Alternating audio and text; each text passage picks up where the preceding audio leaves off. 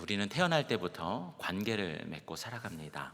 모태에서 나오면서부터 부모를 만나게 되고 가족 관계를 형성하게 되죠. 그래서 아이도 엄마를 만나지만 엄마도 처음으로 이 아이를 만나면서 새로운 관계를 형성하게 되죠. 또 둘째를 낳게 되면 부모만이 아니라 언니 오빠를 같이 만나게 돼서 이 형제 관계라는 것을 맺습니다. 부모나 형제, 더 나아가 친지들, 그래서 부모의 형제들 혹은 그의 자녀들까지 우리는 좋든 싫든 관계라는 것을 맺고 살아가게 되죠.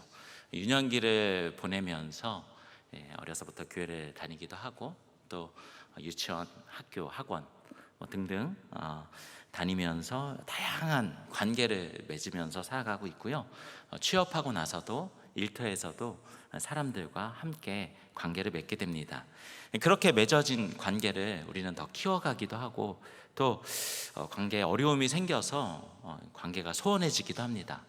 그러다가 다시 또 이 관계가 시작되기도 하고 또 어떤 관계는 그냥 끝나기도 합니다. 이처럼 모든 인간은 관계적인 존재인 것이죠. 하나님께서도 우리를 창조하실 때부터 이렇게 관계적인 존재로 아주 독특하고 특별하게 창조하셨습니다. 하나님의 형상대로 만드셨다. 이것이 바로 하나님과 관계하는 그러한 존재로 살아가게 된다라는 의미입니다. 하나님과도 이런 관계를 맺고 살아가지만 우리 서로 간의 관계 속에서도 이렇게 함께 서로 연합하여서 관계라는 것을 맺고 살아가는 거죠. 하나님께서는 하나님의 형상이다. 즉 하나님께서 삼위일체로 존재하시면서 성부, 성자, 성령이 영원한 관계 속에서 존재하고 계시는데, 그런 것처럼 이 삼위일체 하나님만의 단일한 그 단일성과 차별성이 우리에게도 동일하게 투영되고 있는 거죠. 그래서 신학자 마이클 리브스는 그의 책 선하신 하나님에서 이렇게 이야기합니다. 성부, 성자, 성령 사이에는 사랑이 자리하고 있다. 사랑은 기본적으로 관계적, 인격적인 개념이라서 하나님의 그 사랑이 인격적인 존재일 수밖에 없다. 그 사랑의 하나님이 인격적인 존재이다. 이러한 하나님의 사랑이 우리 가운데도 흘러 넘치고 우리는 그 사랑을 밖으로 드러내면서 하나님의 가족을 이루고 있다라고 이야기합니다. 결국 사람은 하나님의 사랑 안에서 관계를 맺도록 지어진 존재임과 동시에 그 사랑을 다른 사람들에게 흘려보내도록 그렇게 지음받은 존재인 것입니다. 이처럼 성경은 사람과 사람들 간의 관계에 대하여서 아주 다양하게 기록하고 있습니다. 서로 함께 사랑하고 있는 사람도 있고 또 때로는 미워하고 질투하고 증오하고 또 싸우는 사람들, 어떤 것을 계획하면서 또 음모를 꾸미는 사람들도 있고요. 또 어떤 사람은 간절하게 하나님께 부르짖고 기도하고 있는 사람들, 또 하나님께 웃고 또한 서로 함께 웃으면서 하나님을 찬양하는 사람들도 있고 또 애도하고 슬퍼하는 그런 사람들의 이야기들, 아무튼 좋든 싫든 많은 다양한 관계를 맺고 있는 사람들이 성경에 기록되고 있습니다. 심지어 하나님께서는 인간에게 말씀을 주실 때 이 토라의 말씀을 주잖아요. 율법 안에도 모든 것이 하나님과의 관계, 또 그의 백성 안에서 어떠한 관계를 맺으라는 내용으로 가득 담겨 있습니다. 신약에서 예수님께서는 우리에게 새 계명을 주시잖아요. 그럴 때도 이 율법 전체를 관계라는 것으로, 그 관점으로 요약하고 있습니다. 그 내용이 무엇입니까? 마태복음 22장 37절부터 40절에 나오는데, 예수께서 이르시되 내 마음을 다하고 목숨을 다하고 뜻을 다하여 주 너의 하나님을 사랑하라고요. 사랑의 관계, 이것이 크고 첫째 되는 계명이요. 둘째도 그와 같으니 내 이웃을 내 자신같이 사랑하라라고 이야기합니다. 이 두 계명이 온 율법과 선지자의 강령이다. 즉 구약의 말씀의 모든 계명은 바로 관계다. 하나님을 사랑하고 이웃을 사랑해야 된다라는 것으로 요약하고 있습니다. 이처럼 우리 인간의 삶에서는 관계를 빼고는 설명이 되지 않습니다. 관계를 통해서 서로가 서로의 어떤 자리가 형성이 되어지고 또 이 관계를 통해서 우리의 삶도 바뀌게 되는 것이죠. 그래서 우리가 좀 나쁜 사람을 만나게 되면 우리도 동일하게 타락하게 될 수 있고요, 또 좋은 사람을 만나게 되면 그 사람을 통해서 위로도 받고 도움도 받고 때로는 우리를 강하게 하기도 합니다. 이처럼 관계를 한다는 것은 너무나 중요하고 누구를 만나느냐라는 것은 너무나 중요한 일입니다. 그래서 제가 신방을 하다 보면 많은 기도 제목을 받는 것 중에 하나가 만남의 복을 달라라는 그러한 기도를 많이 받게 됩니다. 일터에서도 좋은 만남을 허락해 달라고, 또 우리 자녀들이 학교에서나 학원에서나 선생님 혹은 좋은 친구들을 만나게 해달라고 많은 기도를 부탁받게 됩니다. 이 만남이 믿음 안에서 서로 위로가 되고 돕고 강하게 해주는 그런 만남이라면 얼마나 좋겠습니까? 우리 속담에도 관계에 대한 이야기가 있는데 친구 따라 강남 간다라는 말이 있죠. 저는 친구와 같이 강남에 있는 사랑의 교회에 와서 믿음 안에 살아가면 좋겠다라는 생각을 해봅니다. 이처럼 우리가 관계 속에 살기 때문에 교회 전체가 같이 성장하려면 어떻게 해야 되냐면 다른 성도와의 긴밀한 관계를 유지하면서 그 관계를 더욱더 개선시키고 강화시켜야 합니다. 동시에 우리는 전혀 다른 세계관과 정반대의 우선순위를 가지고 있는 그런 불신자를 대할 때 어떻게 해야 되는가? 친밀한 관계에 있어서는 조심스럽게 유지해야 합니다. 왜냐하면 우리는 하나님의 사랑 안에 관계를 맺도록 지음받은 존재이기 때문입니다. 우리 안에 하나님의 영광이 드러날 수 있도록, 우리가 하나님의 성전이기 때문에 우리는 그리스도의 성전된 본분을 지켜나가면서 세상에서 관계를 맺어야 하는 것이죠. 그래서 세상에서는 좋은 관계도 있고 나쁜 관계도 있는데 오늘 본문은 이 두 가지의 모든 관계를 우리 가운데 이야기하고 있습니다. 그러면 우리는 세상에서 사람들과 어떤 관계를 맺으면서 살아가야 할까요? 오늘 바울은 고린도 교인들을 향하여서 이야기합니다. 그들을 자신이 정말 아끼고 사랑하였다라고. 그 사랑하는 마음을 향하여서, 사랑하는 마음을 고린도 교인들에게 가득 담아서 이야기하고 있는데, 고린도 교인들은 무언가 바울에게 있어서 좀 편하게 이야기하지 않고 바울에게 대한 어떤 편견과 오해를 가지고 그의 마음을 대하고 있습니다. 왜냐하면 예수님과 3년간 공생애를 같이 하지 않았기 때문에 바울은 뭔가 사도성에 있어서 좀 부족할 것이다. 그가 정말 사도가 맞을까? 고린도 교회를 개척한 것은 맞는데 그보다는 그 안에서 사역을 하였던 아볼로 혹은 베드로를 더 이렇게 신뢰하였던 그런 사람들도 있었습니다. 어떤 이는 바울에 대하여서 말로만 우리 고린도 교회에 다시 방문할 거다라고 이야기를 하고 있었는데 아직도 방문하지 않은 것에 대해서 불만을 표했습니다. 그리고 계획했던 그 시간대로 오지 아니하여서 혹여라도 우리에 대한 마음이 변한 건 아닐까라고도 생각을 했었던 것이죠. 유대교이었던 사람들이 예수님을 믿었던 그 유대주의 그리스도인들도 바울에 대해서 불만이 많았습니다. 왜냐하면 그들은 율법주의를 예수님을 믿음에도 불구하고 계속 주장하고 있었기 때문이죠. 그래서 한 발은 구약에 한 발은 신약에 담고 있었고 교회를 다니면서도 동시에 그들은 회당을 다니고 있었고요. 이렇게 기독교와 유대교를 같이 함께 양다리를 걸치면서 그들은 신앙생활을 하고 있었습니다. 그러다 보니까 아무래도 혼합주의적인 요소가 그들에게는 섞여 있었고 바른 신앙생활을 할 수가 없었던 것입니다. 그렇기 때문에 결국에는 바울이 주장했던 그 본질적인 요소, 믿음을 통해서 은혜로 받은 구원의 은혜에 대하여서 그들은 그 본질을 훼손하게 된 것이죠. 이것은 은혜가 아니라 오히려 율법으로 인하여서 우리는 구원을 받을 수 있을 것이다.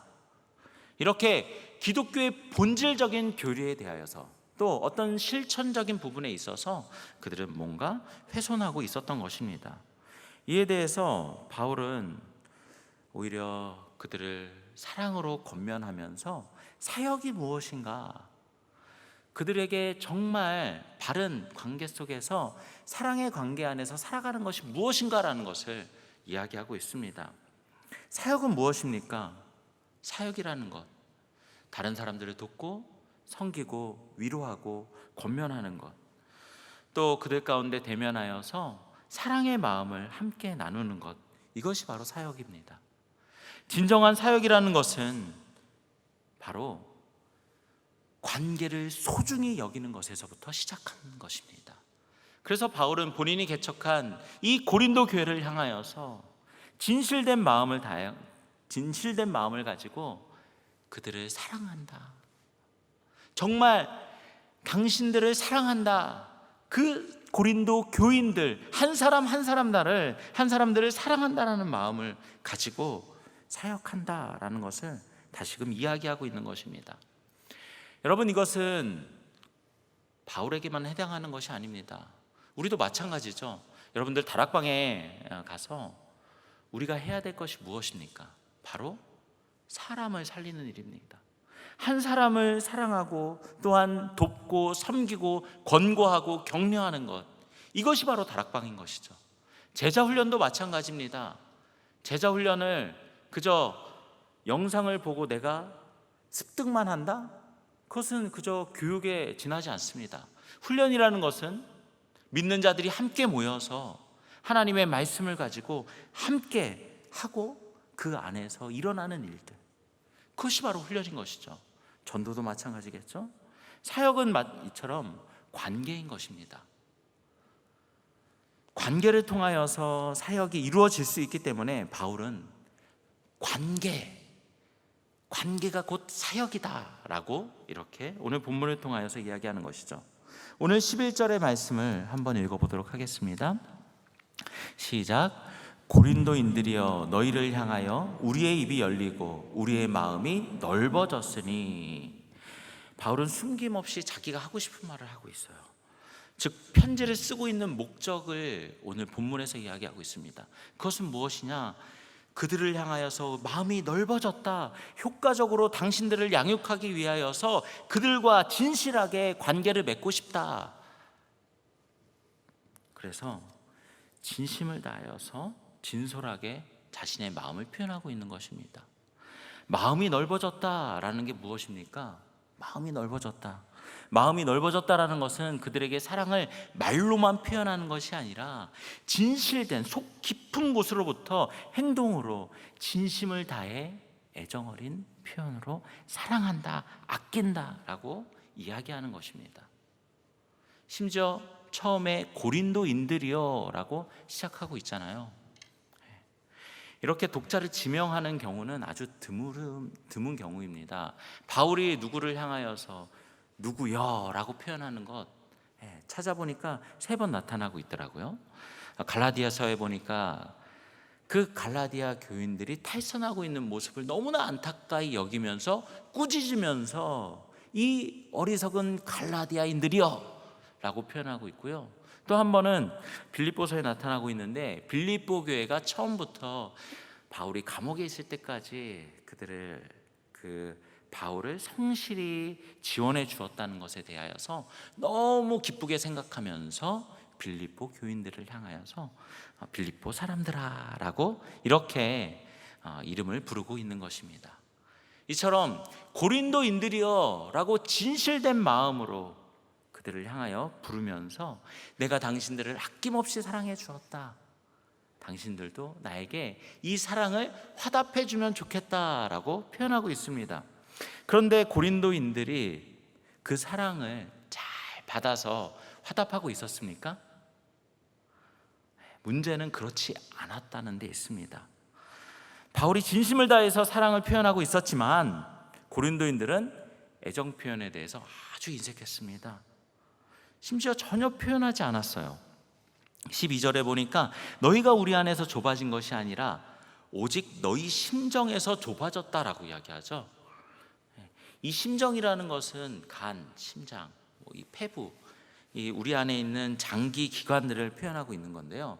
고대 근동 사회에서는 어떤 감정을 표현할 때 장기들이 막 울렁거린다라고 생각을 해서 인간의 감정은 장기로부터 나타난다라고 생각을 했어요.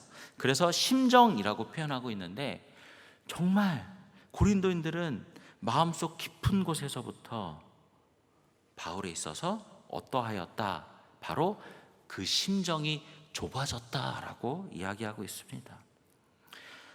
마치 바울과 고린도 교인들이 짝사랑을 하고 있는 것 같아요. 바울은 고린도 교인들을 향하여서 내가 당신을 사랑합니다 라고 표현하고 있는데 하면서 전혀 그 사랑에 대해서 인색하게 표현하고 있는 것입니다. 간쓸게 다 내빼어 주면서 정말 사랑한다 라고 이야기하고 있는데 그 사랑에 대해서 전혀 마음을 열고 있지 않는 것이죠. 그래서 오늘 본문 13절 말씀처럼 자녀에게 말하는 것처럼 아주 다정하고 자상한 모습으로 그들을 향하여서 이렇게 이야기합니다. 내가 보답하는 것으로 너희도 마음을 넓히라고. 바울이 고린도 교인들을 향하여서 마음을 넓히고 있는 것처럼 고린도 교인들도 동일하게 마음을 넓혀주기를 원하였던 것이죠. 여러분, 자녀들을 향하여서 너무나 이뻐서 막 안아주고 뽀뽀하고 있는데 이 아이가 막 뻗대는 거예요. 막 도망가고 있는 겁니다. 막 힘주어 피하고 있는 그런 아이를 혹시 안아본 적이 있습니까? 아니면 막 자녀를 생각하는 마음에 공부한 날 힘들었지, 아이하고 대화하고 싶은데 퉁명스럽게 대답하는 거예요. 됐어요 하면서 문을 쾅 닫아버리는 이 10대 사춘기 자녀들을 대하여 본 적이 있습니까? 그들에게는 아무리 내 마음을 다 내어준다 할지라도 동일하게 아마 대할 것입니다. 그런 자들과 어떻게 건강한 관계를 유지할 수 있겠습니까? 관계라는 것은 그렇습니다. 서로가 거리낌 없이 자신의 마음을 내어주고 또한 그 감정을 나누면서 진정성 있는 대화가 오갈 때 서로 간의 관계가 형성될 수 있는 거예요. 그런데 고린도 교인들과 바울은 전혀 그렇지 않았다라는 것입니다. 영적 아비와 같은 이 바울에 대해서 쌀쌀맞게 대하였던 것이죠. 그러면서도 아주 아이러니하게 고린도 교인들은 믿지 아니하는 그런 자들과는 사적으로 혹은 직업적으로 여러 가지로 아주 밀접한 관계를 형성하고 있었습니다. 참 어리석은 모습인 거죠. 그들은 자기들을 위해서 희생과 고난을 마다하지 아니하였던 그러한 바울에게는 오히려 쌀쌀맞게 대하면서 그렇지 않은, 그리스도와 동행하지 않고 오히려 해가 되는 그러한 자들과는 오히려 친밀한 관계를 이렇게 맺고 있었다라는 것입니다. 그래서 고린도 교인들을 향하여서 진심이었던 바울은 그들을 향하여서 솔직하게 그들의 잘못을 지적하고 있습니다. 뭐라고 지적합니까? 그 말씀이 바로 14절에 나와 있습니다. 너희는 믿지 않는 자와 멍에를 함께 매지 말라고요. 멍에를 함께 맨다. 이 멍에는 무엇입니까? 소가 혹은 말이 어떤 것을 이렇게 밭을 갈기 위하여서 지고 있는 어떤 그런 나무인데 이것을 한 마리의 소나 말이 지고 간 것이 아니라 같이 지고 가는 것입니다. 소나 말이 같이 지고 간다라고 생각을 하면 여러분들 이 둘은 같이 함께 할 수가 없습니다. 그래서 신명기 22장 10절에도 보면 너는 소와 나귀를 결의하여 갈지 말라라고 표현하고 있습니다. 이 둘이 같이 지고 가게 되면 소와 나귀가 보폭이 다르고 또 힘이 다르기 때문에 가고 싶은 그 길로 밭을 갈 수 없다라는 것이죠. 한 멍에를 묶게 되면 똑바로 쟁기를 끌 수가 없습니다. 그래서 바울은 이 신명기의 말씀처럼 비유적인 표현을 가지고 어떻게 믿는 사람과 믿지 아니하는 사람이 함께 할 수 있느냐, 함께 관계를 맺고 살아갈 수 없다라고 우리에게 이야기하고 있는 것이죠. 그래서 신자와 불신자가 같이 결혼을 한다거나 혹은 사업을 한다거나 공식적이고 혹은 지속적인 계약 관계를 맺어 나간다면 이렇게 한 방향을 바라보면서 그 길을 걸어가야 한다라면 이 길은 쉬운 길이 아니다라는 것이죠. 여러분, 이 안에서 친밀한 관계를 맺어갈 수가 없는 것입니다. 왜 그럴까요? 서로 안에 세계관이 다르고 목표가 다르고 가치가 다르고 방법이 다릅니다. 그들 간에 있는 규칙이 다 다르기 때문에 한 방향으로 가기가 힘든 것입니다. 많은 사람들은 그런데 이 말씀을 좀 오해하고 있습니다. 우리가 세속적인 어떤 학교에 가지 아니하고 기독교의 가치관을 가지고 있는 그런 대안학교에 가야 된다. 혹은 기독교 중심으로 운영하는 사업체, 그곳을 이용해야 되고, 또 우리가 사업체를 운영할 때에도 믿는 자들만 함께 그들을 고용해야 한다라고 생각합니다. 그리고 혹은 그리스도인이 소유하고 운영하는 음식점에 들어간다라거나, 혹은 그리스도인 친구들과만 교류해야 한다라고 생각하는 것이 우리의 실수인 것이죠. 우리가 늘 이렇게 믿는 자들과 관계를 맺어야 하는가? 그것은 아닙니다. 고린도전서 5장 9절부터 10절에 보면 이렇게 말씀합니다. 내가 너희에게 쓴 편지에 음행하는 자들과 사귀지 말라 하였거니와, 이 말은 이 세상에 음행하는 자들이나 탐하는 자들이나 속여 빼앗는 자들이나 우상 숭배하는 자들을 도무지 사귀지 말라 하는 것이 아니니, 만일 그리하려면 너희가 세상 밖으로 나가야 할 것이라. 무슨 말입니까? 여러분들, 믿지 아니하는 자들과도 사귀어야 한다라는 것입니다. 우리가 고백하고 있는 우리 사랑의 교회 공동체 고백에서도 이렇게 이야기하죠. 우리는 세상으로부터 부름받은 하나님의 백성입니다. 동시에 우리는 보냄받은 그리스도의 제자이다. 세상으로 보냄받은 그리스도의 제자이기 때문에 세상에서 우리가 살아가야 할 그러한 일들이 있다는 것입니다. 보냄받은 소명자로서 여전히 주님을 알지 못하는 자들을 향하여서 복음을 전하는 것, 그것이 바로 우리의 소명인 것이죠. 그렇기 때문에 그들과 함께 사귀어야 합니다. 그런데 여기에서 멍에를 맨다라는 것은 조금 의미가 다른 것이죠. 같이 함께 동행 관계로서 지속적으로 함께 그 길을 같이 바라보면서 나아가는 그러한 관계를 이야기하고 있는 거예요. 동행자, 동반자, 짝꿍, 혹은 깐부라고도 이야기를 하죠. 이렇게 동행 관계에 있어서는 함께 멍에를 메어서는 안 된다라고 우리에게 이야기하고 있는 것입니다.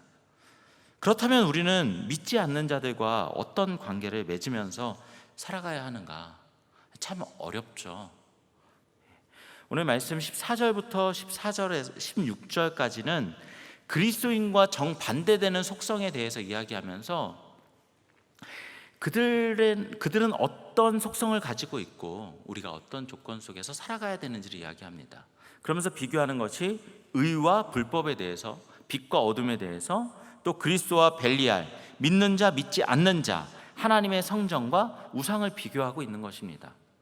이들은 함께하고 싶어도 함께할 수가 없습니다. 화합하고 싶어도 일치할 수 없습니다. 양립할 수 없어요.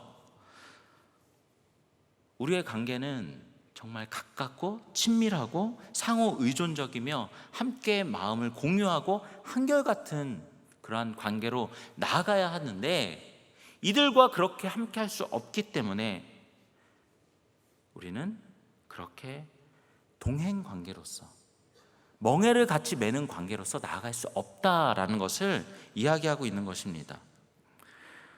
여러분들, 불신자와 지속적으로 관계를 맺게 되면 어떻게 됩니까? 결국에는 우리가 가지고 있는 가치 기준들을 양보해야 됩니다. 그리고 기독교의 증인으로서 살아가야 하는 그러한 일관된 모습이 때로는 위협을 받게 되는 것이죠. 여러분 보십시오. 가나안 복지를 향하여서 가고 있었던 그 광야 길을 걸어갔던 이스라엘 백성들을 향하여서 하나님께서는 분명히 말씀합니다. 가나안 땅에 들어갈 때 그들을 진멸하라고. 왜 그랬겠습니까? 그들과 함께하지 말라는 것입니다. 결국에는 그들의 문화와 그들의 많은 가치관이 그들에게 잠입하여 들어올 것이다. 솔로몬에게도 마찬가지였죠. 지혜를 구했던 그 솔로몬이 이방 여인들과 결혼하고 나서 결국에는 하나님으로부터 멀어지게 된 것입니다. 여러분들, 이런 말씀을 들으면 이렇게 질문할 수도 있습니다. 목사님, 이미 불신자와 결혼했는데 어떻게 해야 됩니까?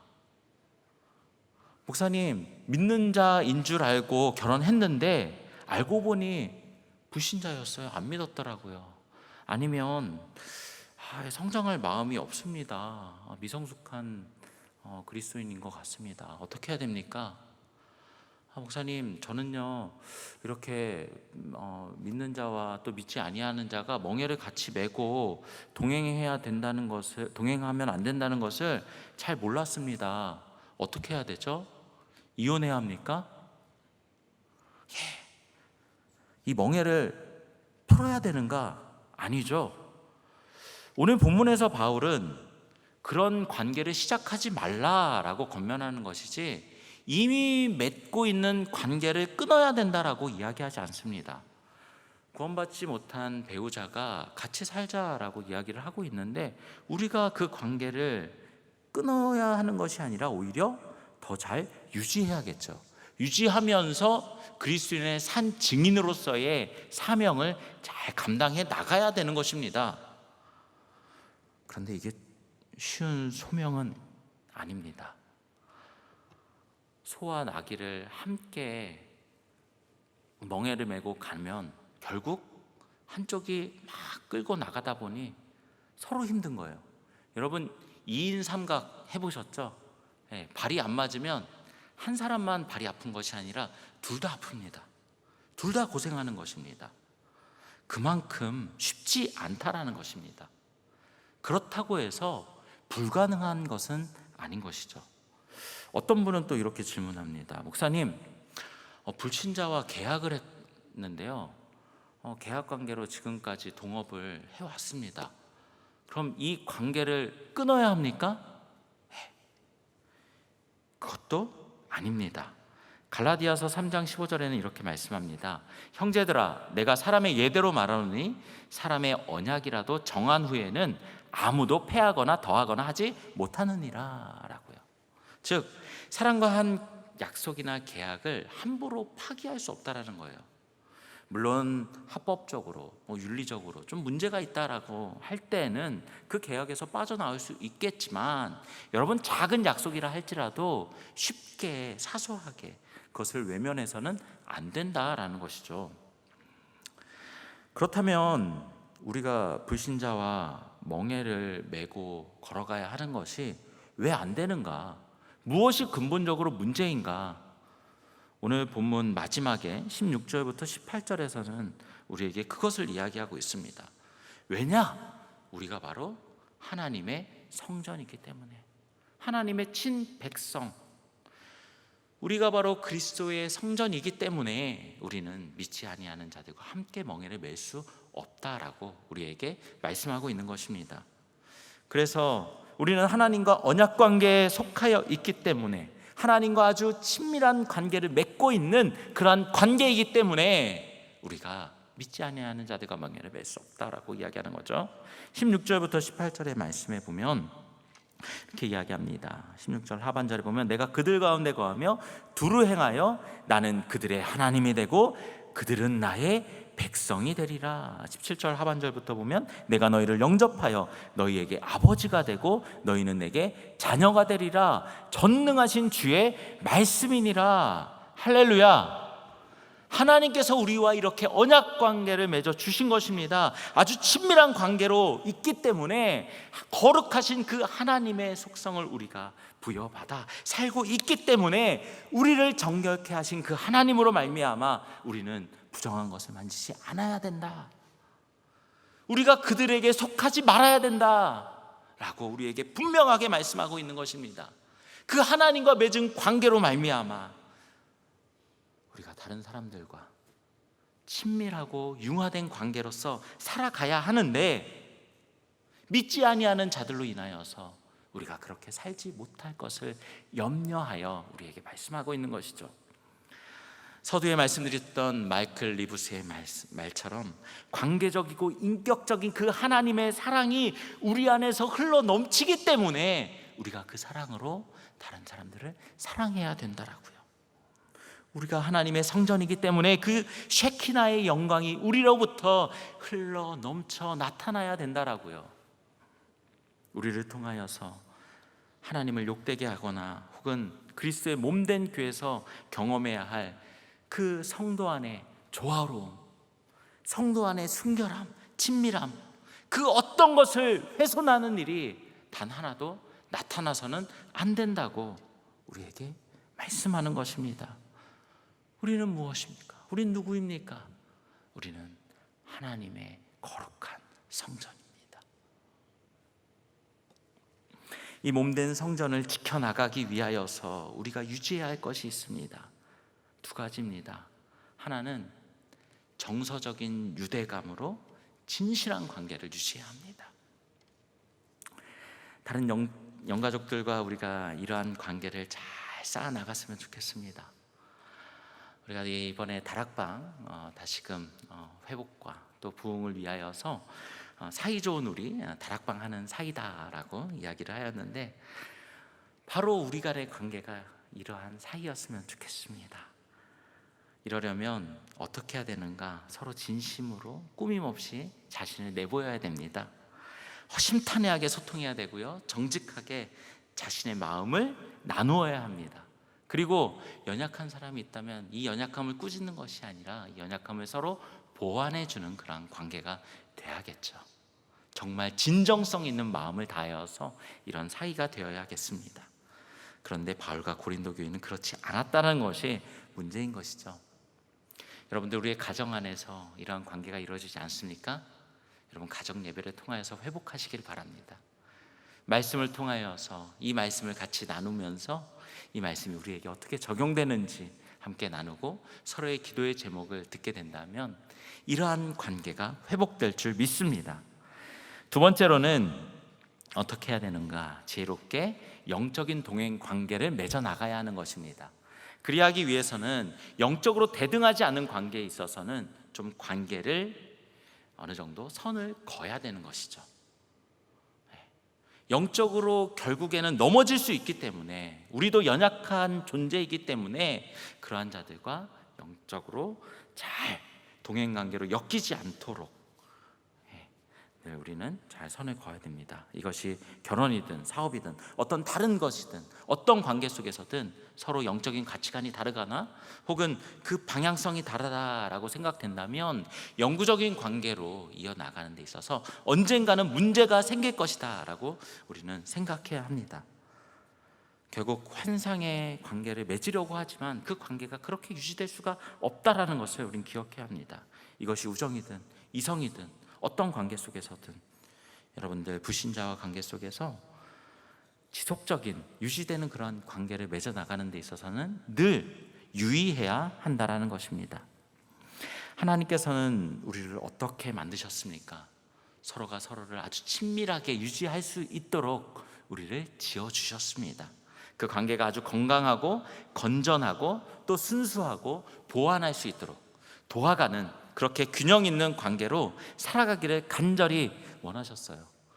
예수님을 영접하여 새로운 피조물, 새로운 그리스도의 제자로서 살아갈 수 있도록 우리를 만들어 주시면서 하나님의 성전으로서 우리의 정체성을 잘 지켜나가기를 간절히 원하고 계십니다. 그런데 우리의 관계가 건강하지 않다면 어떻게 될까요? 파괴적인 관계, 한쪽으로 치우쳐져 있는 관계, 그런 관계 속에 있다면 우리는 지금 당장 이 문제를 해결해야 합니다. 여러분, 이 관계를 왜 유지하고 있습니까? 무엇 때문에 이 관계를 계속적으로 유지하고 있는 것입니까? 말씀에서 분명히 이야기하고 있음에도 불구하고 우리는 왜 타협하고 있습니까? 잘 한번 들여다보면 좋겠습니다. 그래서 하나님이 기뻐하시는, 하나님이 원하시는 그러한 건강한 관계를 유지하면서 우리 안에 있는 아름다운 하나님의 빛을 잘 밝힐 수 있는 저와 여러분들 되시기를 소망합니다. 그리스도의 몸된 성전이 약화되지 않도록 이 건강함을 유지하는 그런 아름다운 관계를 잘 세워나가는 저와 여러분들 되시기를 주님의 이름으로 소원함을 드립니다. 기도하겠습니다. 영광받기 합당하신 하나님 아버지, 주의 거룩한 존전에 마주하게 하시고 거룩한 친백성 삼아주시니 감사합니다. 우리의 삶의 자리자리마다 하나님의 창조의 목적대로 하나님의 사랑 안에 친밀한 교제를 누리기 원합니다. 우리의 관계를 정말 하나님의 아름다운 관계로 나아갈 수 있도록 하나님 사랑, 이웃 사랑이 우리 삶에 실천되게 하여 주시옵고, 또한 건강한 관계, 진실한 공동체 이루게 하여 주시옵소서. 하나님, 저희들 많이 부족합니다. 그리하여서 그리스도의 은혜로 말미암아 새로운 피조물이 되었지만 그럼에도 불구하고 하나님 아버지 연약할 때가 있습니다. 여전히 끊지 못하는 세속적인 유혹들, 아버지 그 관계를 계속적으로 이어갈 때도 있습니다. 하나님 아버지, 이제는 더 이상 타협하지 않게 하시고 우리의 거룩한 정체성을 잘 지켜나가는 지혜를 더하여 주옵소서. 하나님의 성전이 우리를 통하여서 예수 그리스도의 향기가 곳곳에 드러나기를 소원하며 존귀하신 예수님의 이름으로 기도하옵나이다. 아멘.